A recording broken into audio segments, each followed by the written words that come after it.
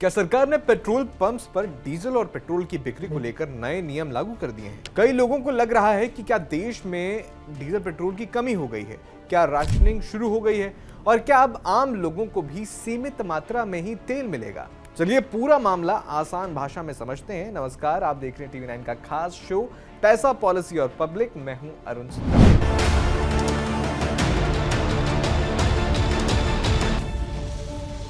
सबसे पहले ये समझिए कि सरकार ने आम जनता के लिए पेट्रोल या डीजल खरीदने पर कोई रोक नहीं लगाई है। अगर आप अपनी बाइक, कार, ट्रैक्टर या दूसरे निजी वाहन में तेल भरवाते हैं तो आपके लिए लगभग सब कुछ पहले जैसा ही रहेगा। असल में सरकार की चिंता कुछ और है। पिछले कुछ महीनों में जैसा कि हम सब जानते हैं कि अंतर्राष्ट्रीय स्तर पर तेल बाजार में उथल-पुथल बढ़ी है। पश्चिमी एशिया में चल रहे तनाव और युद्ध की वजह से वैश्विक सप्लाई चेन पर दबाव आया है। ऐसे माहौल में भारत सरकार चाहती है कि देश में पेट्रोल और डीजल की उपलब्धता बनी रहे और कहीं भी आर्टिफिशियल कमी पैदा न हो। अब सवाल है कि आखिर दिक्कत कहां हुई है? दिक्कत ये हुई है कि कई उद्योग, फैक्ट्रियां, ट्रांसपोर्ट कंपनियां और बड़े व्यावसायिक उपभोक्ता डीजल खरीदने के लिए सीधे पेट्रोल पंपों पर पहुंचने लगे।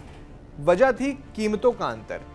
बल्क यानी थोक खरीद में डीजल की कीमत कई जगह रिटेल पेट्रोल पंपों से 40 रुपए या उससे भी ज्यादा महंगी पड़ रही थी।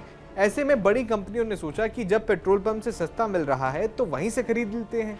नतीजा ये हुआ कि जिन पेट्रोल पंपों पर तेल आम जनता के लिए होना चाहिए था, वहां बड़ी मात्रा में डीजल उठाया जाने लगा। कुछ इलाकों में डीजल की मांग अचानक 20 से 30% तक बढ़ गई और स्थानीय स्तर पर कमी जैसी स्थिति बनने लगी। नए आदेश के मुताबिक अब औद्योगिक, व्यावसायिक और संस्थागत उपभोक्ता सामान्य पेट्रोल पंप से पेट्रोल डीजल नहीं खरीद पाएंगे।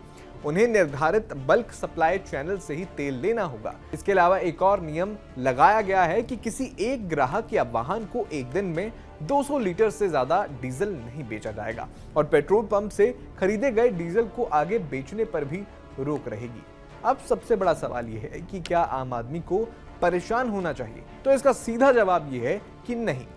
अगर आप अपनी कार, बाइक, स्कूटर या ट्रैक्टर में तेल भरवाते हैं तो 200 लीटर की सीमा आपके लिए तो कोई मायने रखती ही नहीं है। एक सामान्य कार में 40 से 60 लीटर और ट्रैक्टर में भी इससे काफी कम डीजल भरता है। इसलिए आम उपभोक्ता पर इसका सीधा असर लगभग नहीं के बराबर होगा, लेकिन अप्रत्यक्ष असर जरूर हो सकता है। ट्रांसपोर्ट कंपनियों, फैक्ट्रियों या बड़े उद्योगों की लागत बढ़ती है क्योंकि अब उन्हें महंगे बल्क रेट पर डीजल खरीदना पड़ेगा। तो कुछ मामलों में माल ढुलाई की लागत बढ़ सकती है और जब माल ढुलाई महंगी होती है तो उसका असर धीरे धीरे सामानों की कीमत पर भी दिखाई दे सकता है। हालांकि ऐसा कोई बड़ा असर सामने अभी तक नहीं आया है। अब इस पूरे खेल को एक गांव के उदाहरण से समझिए। मान लीजिए गांव में एक सरकारी हैंडपंप है जो पूरे गांव के लोगों के लिए लगाया गया है, लेकिन कुछ बड़े किसान वहां से टैंकर भरकर पानी ले जाने लगे हैं। ऐसे में गांव के बाकी लोगों को पानी मिलने में दिक्कत होने लगेगी। सरकार ने यहां भी लगभग यही किया है। पेट्रोल पंप आम उपभोक्ताओं के लिए है। जब बड़े कारोबारी इन्हीं पंपों से भारी मात्रा में तेल खरीदने लगे तो सरकार ने कहा कि बड़े खरीदार अलग व्यवस्था से तेल लें ताकि आम जनता के लिए उपलब्धता बनी रहे।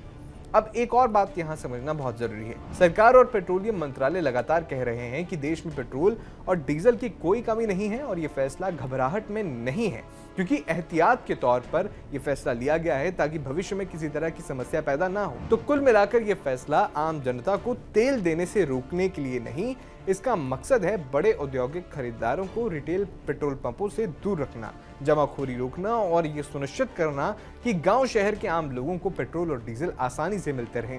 फिलहाल आपकी बाइक, कार या ट्रैक्टर में तेल भरवाने पर कोई खास असर नहीं पड़ेगा, लेकिन सरकार अगले 90 दिनों तक हालात पर नजर रखे हुए है।